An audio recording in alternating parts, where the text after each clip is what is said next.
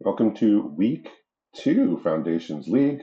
We're here for our feature matches, and we have a pretty good one here. We have a battle of league winners here. Daniel G. Frisky Hobbit, who's a four-time league winner, uh, against Chris R. Sinkwater. And Adam's going to be joining me tonight. How's it going? Going pretty good. How's it going with you? Yeah, not too bad. Very interesting play from Frisky Hobbit here. He put his opponent on the play. Ooh, So spicy. looks like that seems to be like the sign of a slower deck, but that has cheap plays, right? Like I think We have a that's what you want there. great starting hand Yeah. here. What's going Oh, on? it looks like it's an Orzhov mirror too. Yeah. So what's going on in? We've got the Gorman, Okay. along with the Blood Witch, a little bit of a combo almost, although no fodder yet to start sacking. Yeah, I think you need a third piece for this combo, but Frisky Hobbit is gonna respect the power of the Gourmand and Yeah. attempt to trade here. What else is in hand here? We've got a Banishing Light and a Squad Rallier.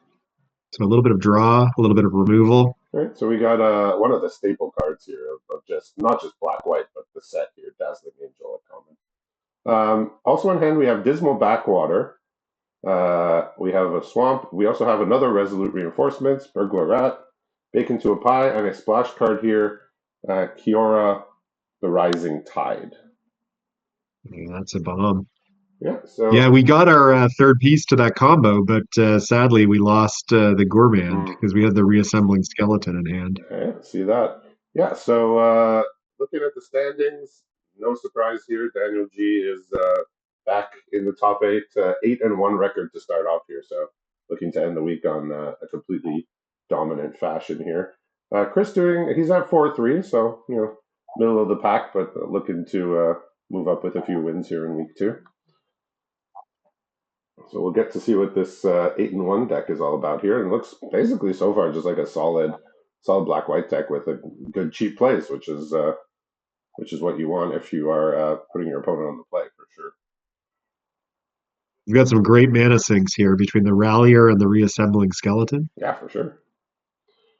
Yeah, I think in a set like this, which is a bit slower and the games get drawn out, and the games sometimes come to top decking, is what I've has been my experience. Having that extra card and can be helpful. So, and Daniel definitely likes to get card advantage wherever he can find it.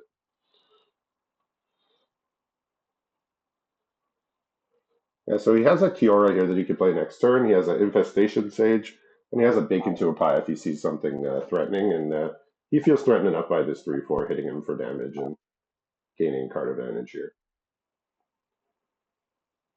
Especially with the skeleton online. Anything that says -1/-1 to creatures is going to be pretty good. I don't know if any of them Yeah. have that in their deck, the Seeker's Folly, but if either of them have a Seeker's Folly, it's going to swing the game. I've still never seen that cast. Is it symmetrical? I can't No, recall. it's a creatures your opponents control. It's either a Mind Rot or Beauty. you -1 all their creatures, and I have played it quite a few times in League, Oh yeah. and it's been good most of the time. I mean, Mind Rots get a bit better in Sealed when you know everybody has good cards, and a lot of them are going to be expensive, so you can nab them out of their hands. Like sometimes in draft, if your opponent's just playing 2 and 3 drop aggro, a Mind Rot is going to be useless. Yeah, We're more now on double removal spell here. okay. So we've got the banishing light and a bake into a pie. We'll see if he deems any of these creatures acceptable to be removed here. I mean, we're 4 out of 7 for threshold, but there are cards that can put him to 7 by themselves, and I imagine Chris doesn't want to give him access to making an 8/8 that he then has to remove. Interesting. Yeah, we're gonna bake into a pie, Okay, the angel. I'm not sure why I just we would yeah, prefer that to the banishing light, but uh, yeah, just mana efficiency here. But I mean, I could say it's the same thing. yeah, I do think I would have been removing that too here. Although that only leaves you the banishing light for the Kiora.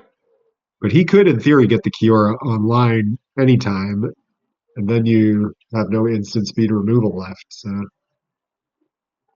Yeah, I mean, Banishing Light maybe gives him like, if he draws like a 4 drop next turn, or a 3 drop, he can cast Banishing Light and the 3 drop. But so he is attacking here Huh. to quite obviously try and attain Threshold. I mean, he has Yeah. a Fleeting Flight in hand, so he can win combat here, especially if the Blood Witch gets into the fray. Hmm. Yeah. So yeah, we got a mirror match here of black, white, smallish creatures. Yeah. So again, quite obviously, he's doing this to get his threshold. There was no other reason to throw his creatures away in that fashion. But Chris does have the removal, so Yep. and but still, aside from the 1/3, doesn't really have favorable attacks here. Well, I mean, yeah, I guess you don't want to send your skeleton. You want to hold it back. He has a second one of the siphoners now back in hand, I mean, so it must be really. those are just ruling the board right now at a mighty 1 power and 3 toughness. They are absolutely dominating the board. Looks like he's going to double block and use the fleeting flight here.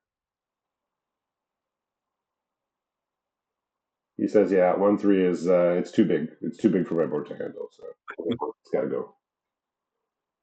And in the olden days, this could have blown out the attacker, but with today's new combat rules, you still get the sage. Yeah, how do you feel about this? I know people have differing opinions.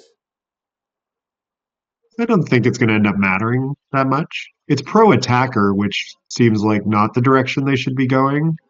But Yeah, like, I don't feel like anybody looked at Magic in 2024 and thought we need to speed this up. yeah. The But times when it makes a apparently they did. difference, it's not going to be that huge. One thing I found absolutely bizarre is that you can change the order between first strike and regular strike. Oh, interesting. Yeah. So like you still have to assign it. You still have to order damage, except it's like here it's the last thing that happens and nobody can respond. You still have to order them. We've got a little mini bomb coming in Oh, here. that is going to require a removal here, and not a very Might be good the best draw here uncommon. for Daniel here. Divine Resilience. That's that instant that gives indestructible to one or all of your creatures. Oh, So and we just top decked a stab, which looks nice here as well. yeah, Stab's gonna get this game over pretty fast.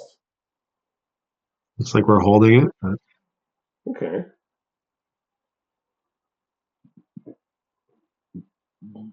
I mean, yeah, Chris respects the 2 cards in hand here. He says, I don't need to just stab this. I'm ahead on most metrics.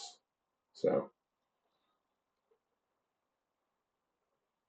I was gonna say I didn't think we'd seen many Kaldheim cards on either side, but I guess this Shieldmate is one. yeah, I mean, it's just a fine card. 2/1 that dies and makes a 1/1. I mean, it's no Infestation Sage, but, does the trick. There we go. So we got some value out of the stab.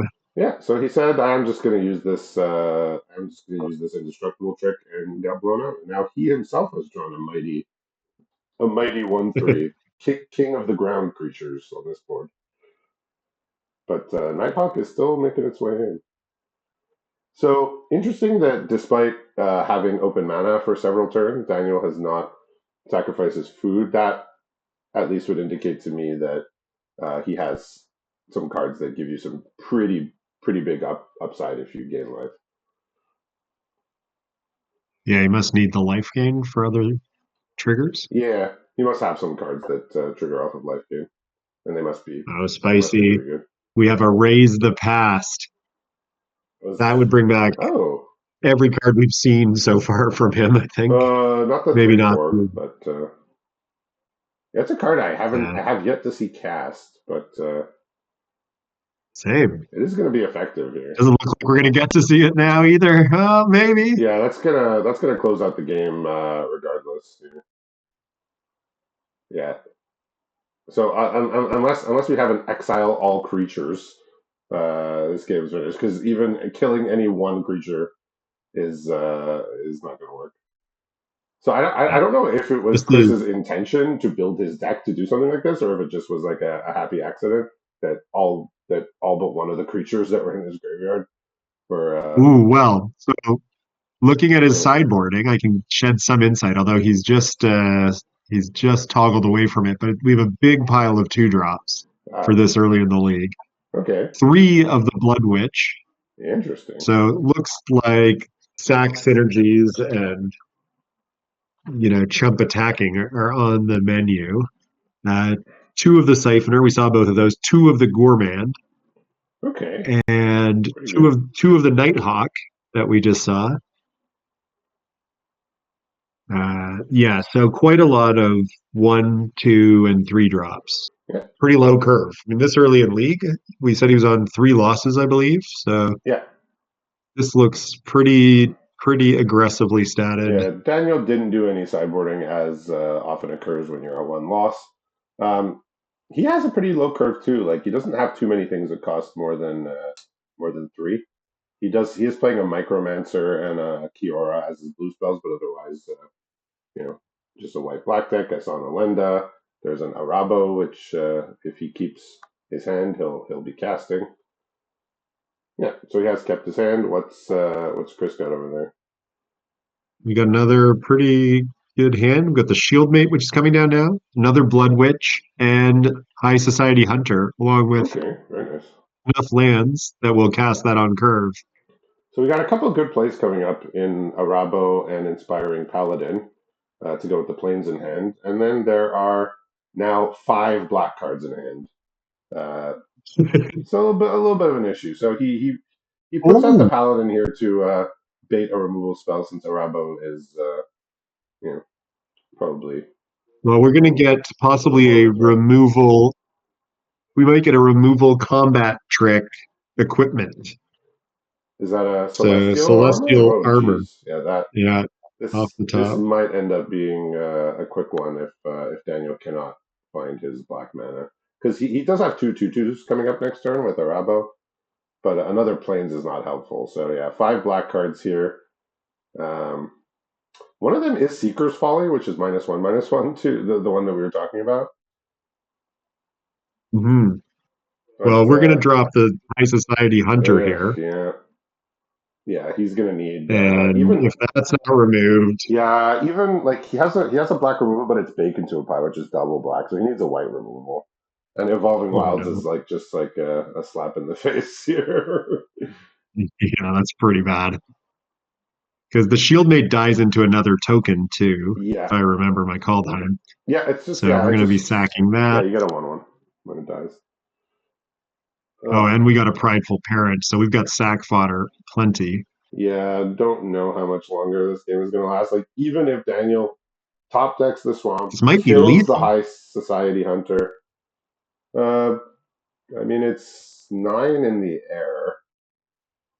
And then another one when the creature dies, but that's it. Yeah. So just Of note, just a he 10 did here. he did sack a token, which does not draw you a card with the High Society Hunter, but I guess he figured he Ah, was he yes. was getting enough value here and beating his opponent down to 3 life. I'm not even sure even if he draws a swamp and bacon to apply the High Society Hunter. No, I don't think there's much of anything he can do here, sadly. Yeah, he can like, yeah. There's nothing you can do because of the Blood Witch. Like normally, if the Blood Witch was like any other creature with one toughness, you could Seeker's Folly and maybe have a hope. But yeah, it's a bit of a quick one there in the second game with the mana troubles as it happens sometimes. So congratulations to Chris R. And we'll see everybody back a little later for our second match of the week.